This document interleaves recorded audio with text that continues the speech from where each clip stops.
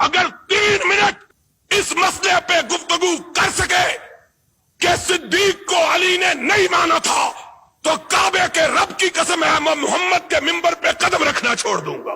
اور نہیں مانتا نہ مان, تیرے ماننے سے کیا فرق ہے؟ ہم سے کیوں لڑتا ہے؟ لڑنا ہے تو حسین کے نانے سے جا کے لڑ, جس نے اپنی زندگی میں صدیق کو اپنے مسلح پہ کھڑا کیا, ان سے جا کے لڑ. آج نہیں لڑتا تو قیامت کے دن لڑ کے دیکھ لینا. تیرا شمار محمد کے ساتھ لڑنے والوں میں ہوگا, ہمارا ساتھ محمد کی بات پہ گردن کے جھکانے والوں کے ساتھ ہوگا. تو کون ہوتا ہے نہیں مانتا؟ اور نہیں مانتا تو علی کو پوچھ اس نے کیوں مانا تھا. اور آج بات آئی ہے تو سن لو, یاد رکھنا بات کو. اور خدا کے فضل و کرم سے علماء کو مخاطب ہو کے کہتا ہوں کہ تم نے بھی یہ بات کبھی نہ سنی ہوگی. نبی کی سنت کے 3 طریقے ہیں اس بات کے. سنت کہتے ہیں قولی سنت کو, نبی کے قول کو, نبی کے فعل کو, نبی کی تقریر کو.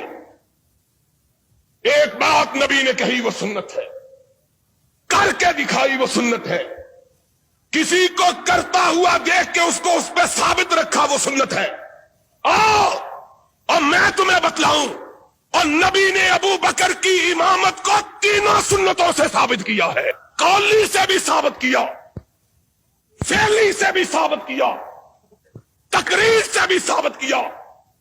غشی تاری صحابہ مسجد نبوی میں دم بخود بہتے حجرہ عائشہ کی طرف دیکھ رہے ہیں. اس کے حجرے کی طرف دیکھ رہے ہیں جس کا نام تجھ کو گوارا نہیں ہے. اس کے حجرے کی طرف کہ قرآن نے جس کو مومنوں کی ماں کہا ہے, اور جو اس کو ماں نہیں کہتا وہ مومن نہیں ہے, اور جو مومن ہے عائشہ اس کی ماں ہے, اور عائشہ جس کی ماں نہیں وہ مومن نہیں. قرآن کا فیصلہ ہے. ازواجہ تمہارے ماننے سے کیا فرق کرتا ہے؟ حجرہ عائشہ کی طرف نگاہ کیے ہوئے, اذان ہو چکی, نماز کا وقت آ چکا ہے, کواڑوں کی طرف نگاہیں لگائے کہ کونین کا تاجدار آئے اور ہماری امامت فرمائے. وقت بیتتا چلا جا رہا تھا. بلال باچشم نم اٹھے, آقا کے دروازے کے قریب ہو کے کہا الصلاۃ الصلاۃ, نماز. اندر سے کوئی آواز نہیں آتی. بلال کی آواز ٹوٹ جاتی ہے, دل شکستہ ہو جاتا ہے. آج اندر سے کوئی آواز نہیں آ رہی, نہ جانے میرے آقا پہ کیا بیت گئی ہے. صحابہ منتظر, آہیں کراہوں میں اور سسکیاں چیخوں میں تبدیل ہونے لگی. اللہ, آج کیا وجہ ہے کہ کونین کا تاجدار ہماری امامت کے لیے نہیں آ رہا؟ سرور کائنات بیماری کے عالم میں اپنے بستر پہ تشریف فرما, امہات المومنین گرد میں بیٹھی ہیں. آقا نے آنکھ کھولی. آقا, صحابہ آپ کی آمد کے منتظر, اور بلال کئی دفعہ آواز دے چکا, صدا دے چکا ہے الصلاۃ. نگاہ اٹھائی, فرمایا مروا ابا بکر فلیصلی بالناس, جاؤ اور فیصلہ آج اسی بات پہ کر لو. کب کہا, کس کو کہا اور کیا کہا؟ بنو ہاشم کے لوگ موجود ہیں, اپنے داماد موجود ہیں, اپنے چچا کے بیٹے موجود ہیں, عقیل موجود ہے, علی موجود ہے, ابن عباس موجود ہے, فضیل موجود ہے, اور تو اور رسول کا باپ موجود ہے. وہ باپ جس کے متعلق آقا کائنات نے کہا تھا ان عباس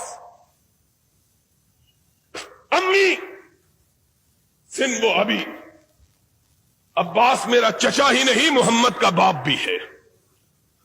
اور وہ عباس جب جنگ بدر میں قیدی تھا اور قیدیوں کے ساتھ بنا ہوا تھا تو صحابہ کہتے ہیں ہم نے آقا کے خیمے پہ نگاہ ڈالی، دیکھا کہ آقا کے خیمے سے سسکیوں کی آواز آ رہی ہے۔ لوگ اجازت پا کے حضور میں حاضر ہوئے، یا رسول اللہ آپ اور آپ کی آنکھوں میں آنسو؟ فرمایا میرا چچا عباس قیدیوں میں بندھا ہوا ہے، محمد کو چین کیسے آ سکتا ہے؟ وہ چچا عباس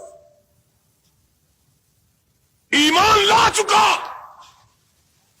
اسلام قبول کر چکا اور سرور کائنات کے دست مبارک سے خلعت فاخرہ حاصل کر چکا۔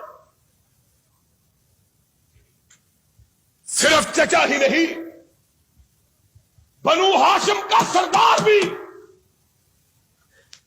اور کیا کہوں، تمہاری روایات کے مطابق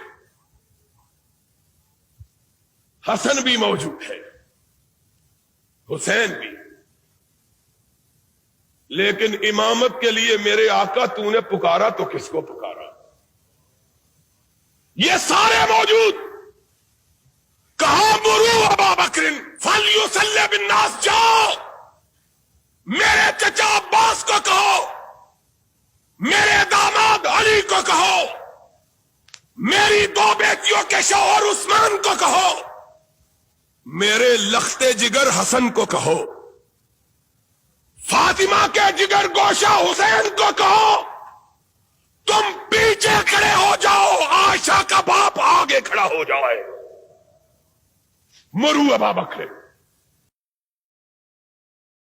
فلیصلی بالناس، جاؤ ابو بکر کو کہو آگے کھڑا ہو۔ اور کس کی مجال ہے کہ دم مارو؟ کوئی اعتراض کر کے دیکھے تو صحیح۔ وہ اعتراض کرنا تھا تو اس دن کرتے، کیوں نہیں کہا؟ آقا کس کو آگے کھڑے کر رہے ہو؟ کون بولے؟ کس کی مجال ہے کہ لفظ آئی؟ اور صدیقہ بولی، میں نے کہا کہ بولی نہیں، عرش والے نے بلوایا تاکہ بات پکی ہو جائے۔ کہا یا رسول اللہ کسی اور کو کہہ دیجیے۔ نگاہ اٹھائی، فرمایا لا ينبغي لقوم ان يكون فيهم ابو بکر ان يؤمهم غيره، ابو بکر کے ہوتے ہوئے کوئی دوسرا محمد کے مصلے پہ کھڑا ہونے کی جرت کر سکتا ہی نہیں ہے۔ مرو ابا بکر فلیصلی بالناس، جاؤ میرے صدیق کو کھڑا کرو۔ ہائے ہائے، تیسری مرتبہ پھر خدا نے کہلوایا، آقا کسی اور کا مسئلہ کس طرح پکا کر رہا ہے۔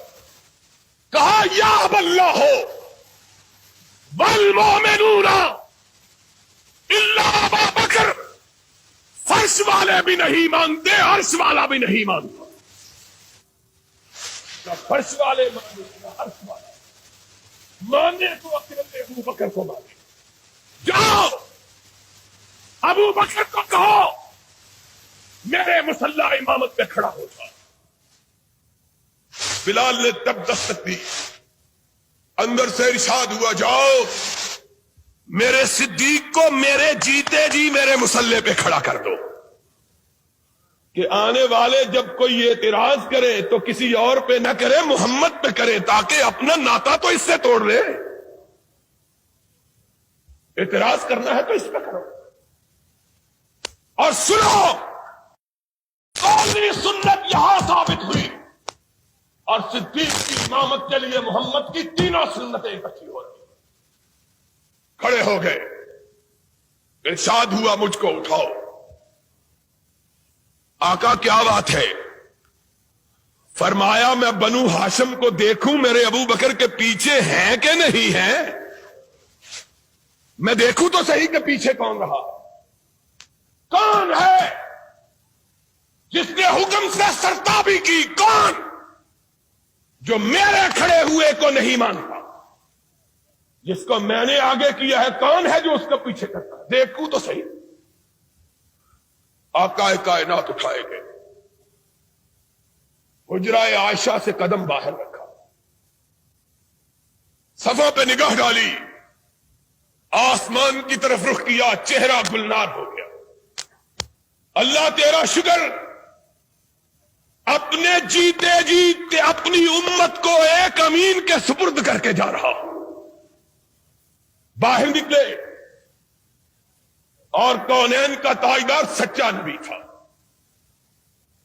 باہر نکلا، صحن مسجد خوشبو سے مہک اٹھا کہ محمد کریم آئے اور خوشبو نہ پھیلے۔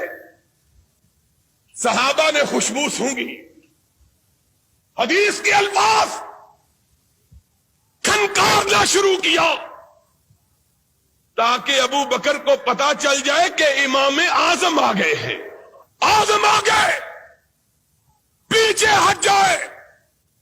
خوشبو صدیق نے بھی سون لی اور پیچھے ہٹنے لگے۔